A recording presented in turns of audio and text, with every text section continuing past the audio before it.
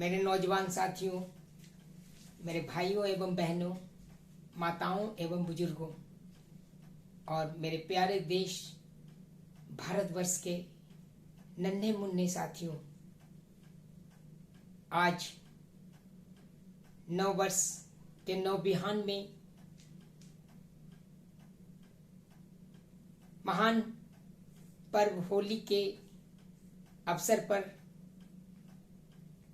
पुनः आपके सम्मुख मैं दीपक कुमार बख्शी, रहने वाला बिहार का, गंगा के किनारे, बचपन से आज तक खेलता खिलखिलाता आपके सम्मुख आपका सादर अभिनंदन करना चाहता हूं। मेरे प्यारे भाइयों एवं बहनों और मेरे देश के नौजवानों, किसानों एवं बुजुर्गों, मैं आप सभी का हार्दिक अभिनंदन करता हूं और ईश्वर से प्रार्थना करता हूं कि हम सब स्वस्थ, प्रसन्न एवं शांतिमय जीवन व्यतीत करते हुए सपरिवार, ससमाज एवं संपूर्ण देशवासियों के साथ सदैव खुशी खुशी मिलजुल कर आगे बढ़ते रहें, जीवन पथ पर आगे चलते रहें।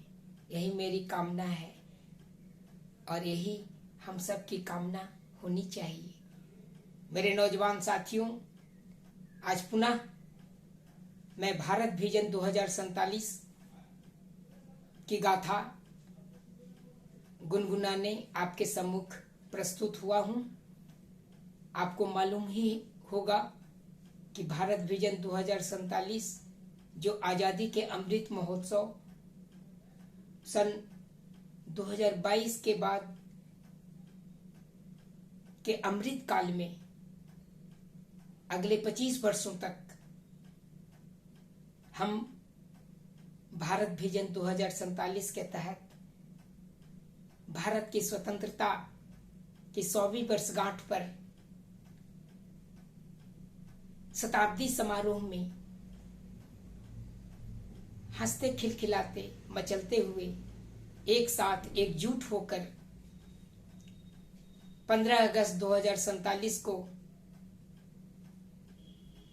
अपने भारतवर्ष को एक विकसित राष्ट्र, एक आत्मनिर्भर राष्ट्र, एक कुशल राष्ट्र, एक शांतिपूर्ण राष्ट्र और एक सशक्त नेतृत्व करने वाला राष्ट्र बनाने हेतु तन मन धन से अपने कर्तव्य पथ पर आगे बढ़ते रहेंगे, मिल के चलेंगे, खिल के चलेंगे और दिल से चलेंगे। मेरे नौजवान साथियों, आपको ज्ञात ही होगा कि भारत विजन 2047 का लक्ष्य पूर्व राष्ट्रपति डॉक्टर एपीजे अब्दुल कलाम के विजन 2020 का दूसरा स्वरूप है। जब उन्होंने सन 1997 को जब भारत के आजादी का स्वर्ण महोत्सव हम लोग मना रहे थे, तो अगले 25 वर्षों तक के लिए विजन 2020 को प्रतिपादित किया था। और अब आजादी के अमृत महोत्सव यानी सन 2022 के मनाने के पश्चात भारत दृष्टिपत्र यानी भारत विजन 2047 के लक्ष्य को हम लोगों ने सफल करने का ठाना है। आइए हम सब मिलकर भारतवासी 150 करोड़ भारतवासी मिलजुल कर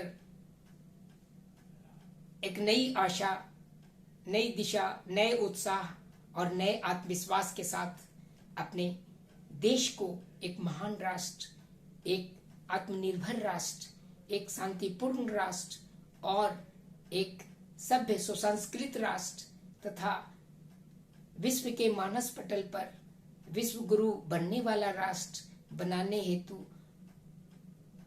कृत संकल्प लेकर जीवन पथ पर आगे बढ़ें। यही मेरी कामना है और यही आपकी कामना भी होनी चाहिए मेरे नौजवान साथियों। अभी अभी होली का महान पर्व, रंगों का उत्सव, हंसी खुशी का उत्सव बीता है। कहते हैं होली के पहले, होली के बाद तक हमारी सभ्यता और संस्कृति की गौरवशाली परंपरा के तहत होलिका दहन करने के बाद यानी अंधकार से प्रकाश की ओर अग्रसर होने का तथा असत्य से सत्य की ओर अग्रसर होने का दिन होता है। मिलजुल कर इस पर्व को धर्म, जाति, भाषा, क्षेत्र से परे होकर एकता के एक सूत्र में गंगा जमुनी संस्कृति के तहत आगे बढ़ने की ललक लिए हुए हम लोग शांतिपूर्ण विचारधारा के साथ होली का महान पर्व मनाते हैं। आपको मालूम होगा अभी रमजान का महीना चल रहा है और ईद भी आने वाला है, तो होली के मालपुए और ईद की सेवइयाँ का आनंद हमारे सभ्यता और संस्कृति में लिखा हुआ है। हम सब मिल के आगे बढ़ें और अपने भारतवर्ष को एक महान राष्ट्र, एक आत्मनिर्भर राष्ट्र, एक सशक्त एवं सुरक्षित राष्ट्र तथा एक कुशल नेतृत्व करने वाला राष्ट्र बनाने हेतु सदैव स्वस्थ, प्रसन्न एवं शांतिपूर्ण जीवन व्यतीत करते हुए आगे बढ़ें, यही मेरी कामना है। मेरे नौजवान साथियों, मेरे भाइयों एवं बहनों, अभी हमारे देश में जहां लोकतंत्र की आत्मा बसती है, लोकसभा का चुनाव भी होने जा रहा है। हम लोग अपने मत के दान से एक नई सरकार, एक सुसंस्कृत सरकार का गठन करने हेतु प्रयासरत हैं। एक वोट का जो वरदान होता है वो एक राष्ट्र को सशक्त, विकसित, समृद्ध और आत्मनिर्भर बनाने में सहायक होता है।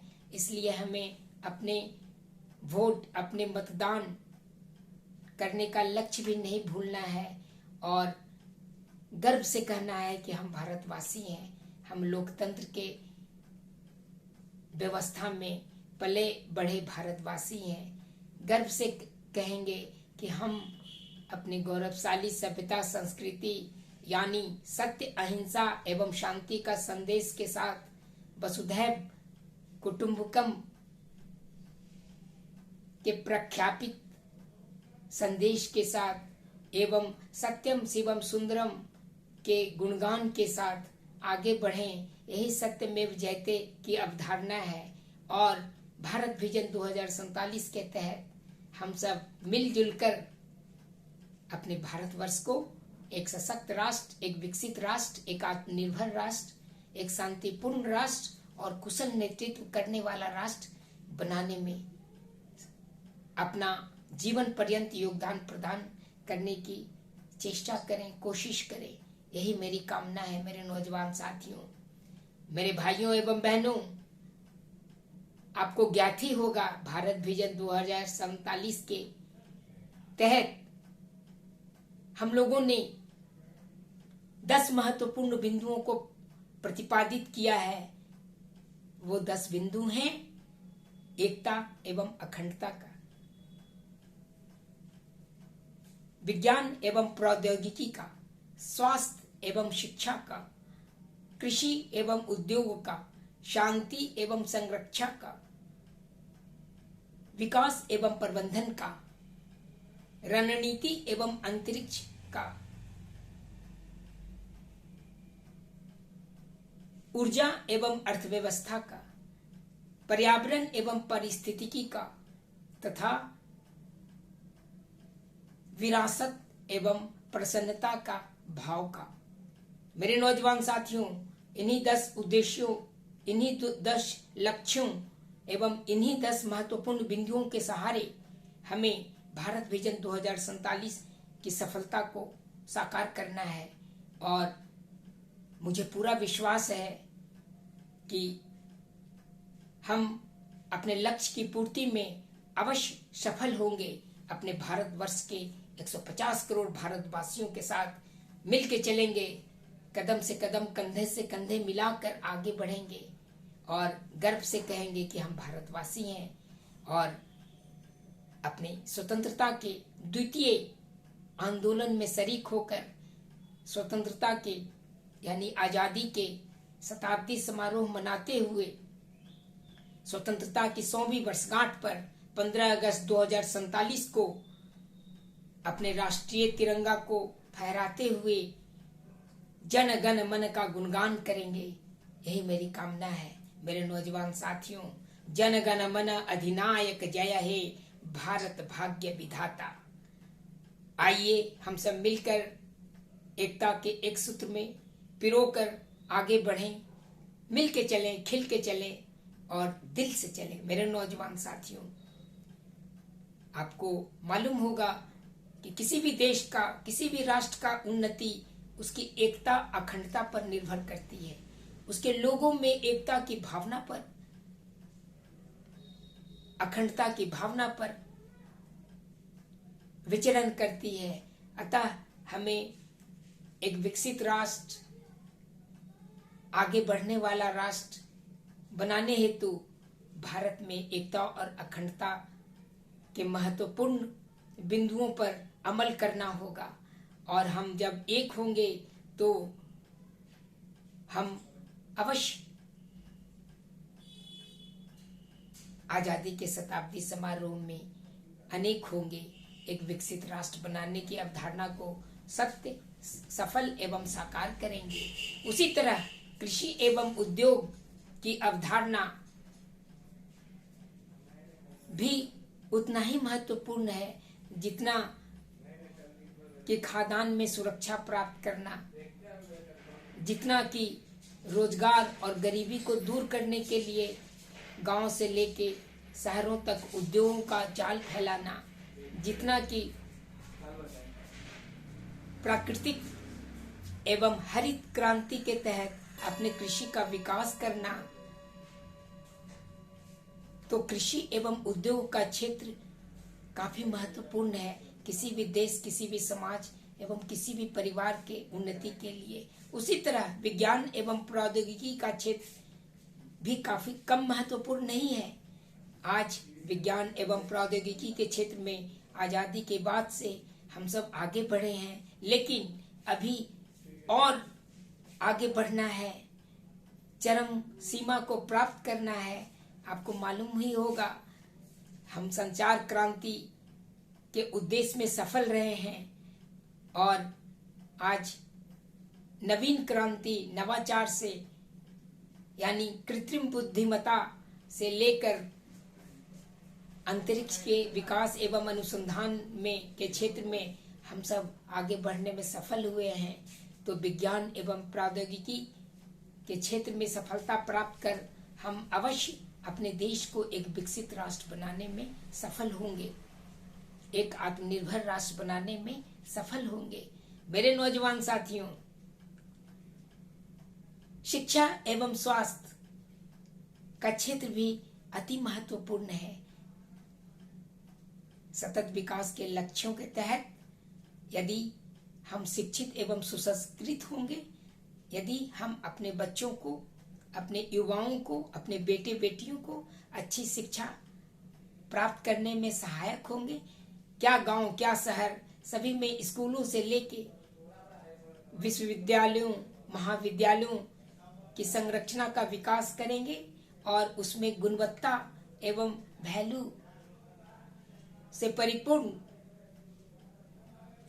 शिक्षा प्रदान करने में हम जब सफल होंगे तो हमारा समाज, हमारा परिवार, हमारा देश अवश्य आगे बढ़ेगा। उसी तरह शिक्षा के साथ साथ हमें स्वस्थ रहना भी अति अनिवार्य है। गांव से लेकर शहरों तक स्वास्थ्य संरचना का विकास करते हुए विज्ञान एवं तकनीकी के सहारे अस्पतालों से लेकर बड़े बड़े चिकित्सा अनुसंधान केंद्रों की स्थापना करते हुए हम आगे बढ़ेंगे तो अवश्य हम स्वस्थ एवं सुसंस्कृत शिक्षित समाज के उत्तरदायी होंगे और हमारा देश भी शिक्षा और स्वास्थ्य के क्षेत्र में आगे बढ़ेगा, तभी हम विकसित राष्ट्र बना पाएंगे। मेरे नौजवान साथियों, किसी भी देश के लिए शांति एवं संरक्षा यानी सुरक्षा का होना अति अनिवार्य है। हमारा देश इतना बड़ा राष्ट्र, 150 करोड़ भारतवासियों का राष्ट्र, लाखों मील सीमाओं वाला राष्ट्र, तीन ओर से, एक तरफ अरब महासागर, एक तरफ बंगाल की खाड़ी, तो एक तरफ हिंद महासागर और मस्तक पर हिमालय की संरचना विद्यमान है। इन सभी के सीमाओं पर, भौगोलिक एवं ऐतिहासिक सीमाओं के भीतर हम 150 करोड़ भारतवासी एकता के एक सूत्र में बंधकर विकास एवं प्रबंधन की दिशा में आगे बढ़ते हुए अपने देश की गौरवशाली परंपरा को साकार करने में आगे बढ़ रहे हैं। लेकिन हमें अपने देश में शांति, अपने समाज में शांति, अपने परिवार में शांति की अवधारणा को नहीं भूलना होगा और सीमाओं पर जल, थल, नभ के क्षेत्र में हमें बलशाली होना होगा। हमें एक सुरक्षित देश का विकास करना होगा, तभी हम आजादी के शताब्दी समारोह तक अपने देश को एक विकसित, समृद्ध एवं आत्मनिर्भर राष्ट्र बना पाएंगे।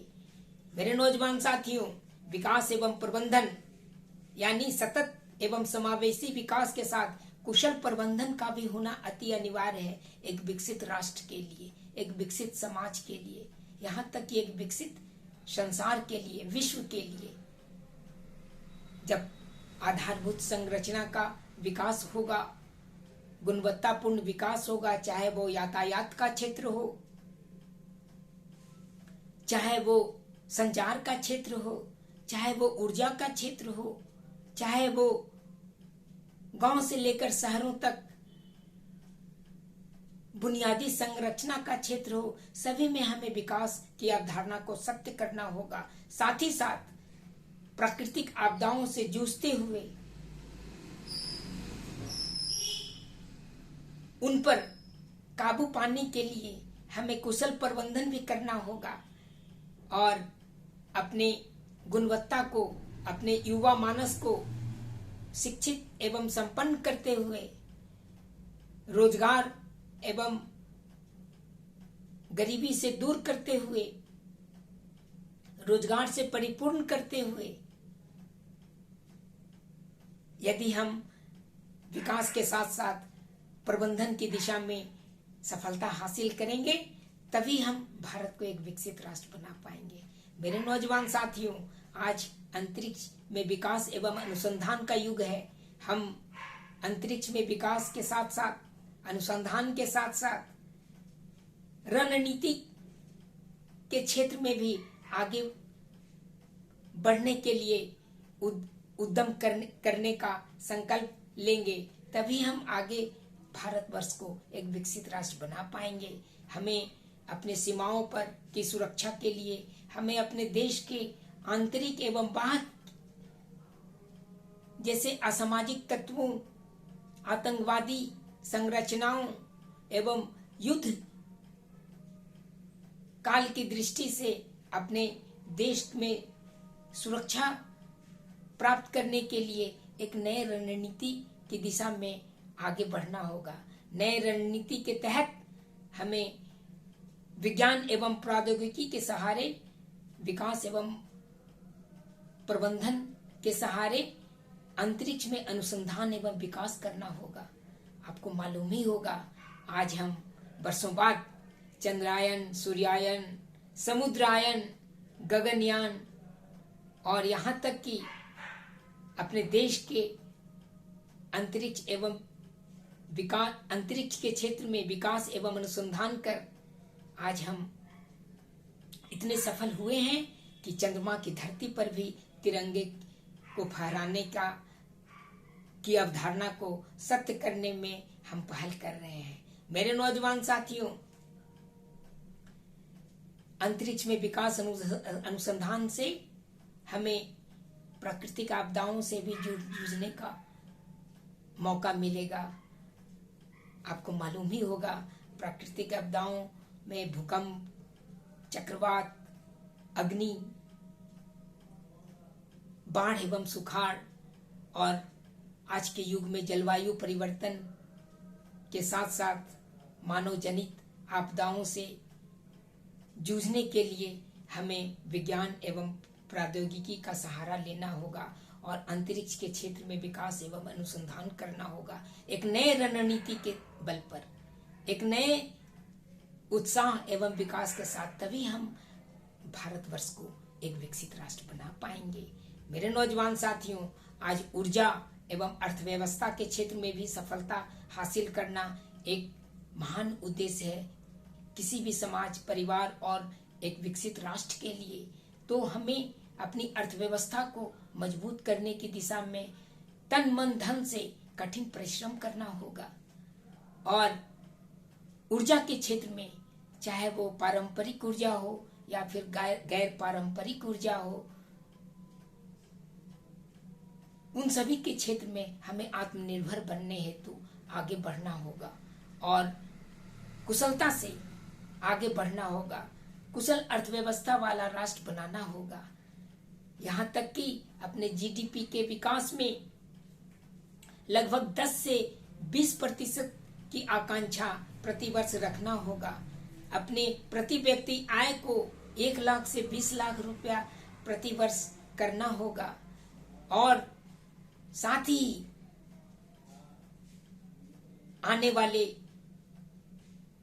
शताब्दी समारोह तक यानी 2047 तक हमें अपने अर्थव्यवस्था को $5 ट्रिलियन वाली अर्थव्यवस्था से आगे बढ़ के लगभग 30 से 35 ट्रिलियन डॉलर वाली अर्थव्यवस्था की अवधारणा को सच करना होगा। इसके लिए कठिन परिश्रम की आवश्यकता है। इसके लिए प्राकृतिक संसाधनों का दोहन की आवश्यकता है, चाहे वो जल संसाधन हो, मानव संसाधन हो या फिर ऊर्जा का संसाधन हो। हम अपनी अर्थव्यवस्था को कुशलता से आगे बढ़ाते रहें, यही मेरी कामना है। तभी हम एक आत्मनिर्भर और विकसित राष्ट्र की परिकल्पना को सच कर पाएंगे। मेरे नौजवान साथियों, किसी भी देश के लिए, किसी भी विश्व के लिए, यहाँ तक कि किसी भी समाज और परिवार के लिए पर्यावरण एवं पारिस्थितिकी में संतुलन होना अति अनिवार्य है। तभी हम एक स्वस्थ, प्रसन्न मन, स्वस्थ एवं प्रसन्न शरीर तथा स्वस्थ एवं प्रसन्न आत्मा रूपी वैभव को प्राप्त करने में सफल हो सकते हैं। इसलिए हमें पर्यावरण एवं पारिस्थितिकी का विकास करना होगा, उनके संरक्षण, संपोषण एवं संवर्धन की दिशा में काम करना होगा। साथ ही साथ पर्यावरण एवं विकास के बीच संतुलन स्थापित करना पड़ेगा। हमें अपनी पृथ्वी माता को फिर से हरित करना होगा ताकि हम उनके गोद में न केवल मनुष्य बल्कि पशु पक्षी से लेकर संपूर्ण चराचर जगत के प्राणियों का जीवन यापन हो सके। इसके लिए हमें पृथ्वी माता की संरक्षा करना होगा और अपने पर्यावरण एवं पारिस्थितिकी के मध्य संतुलन स्थापित करना पड़ेगा। उसके संरक्षण, विकास, संवर्धन, संपोषण एवं हरित पट्टिका को संजो के रखना होगा। तभी हम अपना सार्थक विकास कर पाएंगे और तभी हम भारतवर्ष को एक आत्मनिर्भर, विकसित एवं सशक्त और कुशल राष्ट्र बना पाएंगे। मेरे नौजवान साथियों, पर्यावरण एवं पारिस्थितिकी के साथ साथ जो सबसे महत्वपूर्ण बिंदु है वो है हमारे विरासत का संरक्षण, हमारे विरासत का संवर्धन, हमारे विरासत का संपोषण एवं हमारे विरासत का प्रसन्नता के भाव के साथ प्रशंसकरण, क्योंकि हमारे गौरवशाली सभ्यता एवं संस्कृति में हमारे गौरवशाली विरासत में यह आलोक है कि हम अपने प्राचीन विरासत को के बलबूते अपने वर्तमान एवं भविष्य को संजोने की परिकल्पना कर सकते हैं। हम विरासत के धनी हैं, तो हमें गौरवशाली विरासत के साथ साथ गौरवशाली वर्तमान एवं भविष्य की भी संरचना करने में कठिन परिश्रम करना होगा, ताकि हमारे नन्हे मुन्ने बच्चे, हमारे बेटे बेटियां, युवा, जवान एवं किसान तथा संपूर्ण भारतवासी मिलके यह गर्व से कहें कि हम अपने लोकतांत्रिक विरासत, अपने सभ्य एवं सुसंस्कृत विरासत के धनी हैं और हमारा वर्तमान भी धनी है विरासत का, और साथ ही साथ हमारा भविष्य भी विरासत का धनी होगा। ऐसा मेरा विश्वास एवं आत्मविश्वास है। मेरे नौजवान साथियों, विरासत के साथ साथ प्रसन्नता का बोध भी जीवन में अति आवश्यक है। जब हम खुश होंगे, जब हमारा परिवार खुश होगा, जब हमारे बच्चे उदास नहीं होंगे, सदैव खुश रहेंगे, तन मन धन से स्वस्थ प्रसन्न रहेंगे, जब हमारा समाज प्रसन्न होगा, स्वस्थ होगा, और साथ ही साथ 150 करोड़ के यह भारतवर्ष सदैव स्वस्थ, प्रसन्न एवं शांत में जीवन व्यतीत करने हेतु आसन्न होगा, तभी हम भारतवर्ष को एक विकसित, आत्मनिर्भर एवं कुशल राष्ट्र बनाने में सार्थक एवं सफल हो सकते हैं। मेरे नौजवान साथियों, भारत विजन 2047 के यही 10 महत्वपूर्ण उद्देश्यों, बिंदुओं एवं लक्ष्यों की सफलता हेतु आइए आगे बढ़ें, मिलजुल के आगे बढ़ें, मिल के चलें, खिल के चलें और दिल से चलें, और गर्व से कहें कि हम भारतवर्ष के नागरिक हैं, गर्व से कहें कि हम एक विकसित राष्ट्र के प्राणी हैं, गर्व से कहें कि एक हम शांतिपूर्ण विश्व के लोग हैं, गर्व से कहें कि हम एक आत्मनिर्भर भारत के नागरिक हैं, गर्व से कहें कि एक हम कुशल नेतृत्व करने वाला देश एवं शांतिपूर्ण देश के सुसंगठित, सुसंस्कृत एवं विकसित नागरिक हैं। यही मेरी कामना है। आइए भारत विजन 2047 के तहत भारतवर्ष को एक विकसित, आत्मनिर्भर, कुशल, शांतिपूर्ण एवं कुशल नेतृत्व करने वाला, विश्व में सत्यमेव जयते का संदेश प्रदान करने वाला एक नए भारतवर्ष की संरचना करने में अब हम सब जीवन पर्यंत कर्तव्य पथ पर आगे बढ़ें। यही मेरी कामना है, यही आपकी भी कामना होनी चाहिए मेरे नौजवान साथियों, और यही हम सबकी कामना होनी चाहिए। आइए फिर से हम संकल्प लें इस होली के महान अवसर पर कि हम भारत विजन 2047 के तहत अपने तन मन धन से, यानी संसाधन से एकजुट होकर संविधान के तहत कर्तव्य एवं अधिकारों के बीच समन्वय स्थापित करते हुए सदैव अपने भारतवर्ष को एक विकसित राष्ट्र, एक आत्मनिर्भर राष्ट्र, एक कुशल राष्ट्र, एक शांतिपूर्ण राष्ट्र और विश्व में कुशल नेतृत्व करने वाला राष्ट्र बनाने में हम अपना जीवन न्यौछावर कर देंगे। यही मेरी कामना है, और एक न एक दिन हम जरूर सफल होंगे, अवश्य सफल होंगे। यह मेरा आशा ही नहीं बल्कि परिपूर्ण विश्वास है, आत्मविश्वास है, और यही हमारा भी विश्वास होना चाहिए। आइए मिलके आगे बढ़ें और जन गण मन का गुणगान करने हेतु स्वतंत्रता के 100वीं वर्षगांठ पर 15 अगस्त 2047 को अपने राष्ट्रगान का उद्घोष करने हेतु अभी से आगे बढ़ने का संकल्प लें। मिल के चलें, खिल के चलें और दिल से चलें। मेरे नौजवान साथियों, आइए और गर्व से कहें कि हम भारतवर्ष के नागरिक हैं, हम भारतवासी हैं। सबके हृदय में सर्वदा संवेदना का दाह हो, हमको तुम्हारी चाह हो, तुमको हमारी चाह हो। जय हिंद, जय हिंद, जय हिंद। वंदे मातरम, वंदे मातरम, वंदे मातरम।